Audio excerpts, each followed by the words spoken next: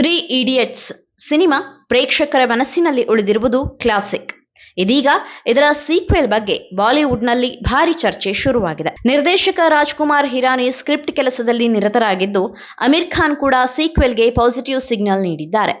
ಈ ಬಾರಿ ಕಥೆಯಲ್ಲಿ ದೊಡ್ಡ ಟ್ವಿಸ್ಟ್ ಎಂದರೆ 4ನೇ ಇಡಿಯಟ್ ಎಂಟ್ರಿ. ಈ ಹೊಸ ಪಾತ್ರಕ್ಕೆ ವಿಕಿ ಕೌಶಲ್ ಹೆಸರು ಕೇಳಿ ಬರುತ್ತಿದ್ದು, ಈಗಾಗಲೇ ಪ್ರಾಥಮಿಕ ಮಟ್ಟದ ಚರ್ಚೆಗಳು ನಡೆದಿದೆ ಎನ್ನಲಾಗಿದೆ. ಮೊದಲ ಸಿನಿಮಾದ ಘಟನೆಗಳ ಸುಮಾರು 10 ವರ್ಷಗಳ ನಂತರ ಕಥೆ ಸಾಗಲಿದ್ದು, ಆರ್ ಮಾಧವನ್ ಮತ್ತು ಶರ್ಮನ್ ಜೋಶಿ ಪಾತ್ರಗಳ ಜೀವನದಲ್ಲಿ ಹೊಸ ತಿರುವು ತರುವ ಕಥಾಹಂದರ ಇಲ್ಲಿದೆ.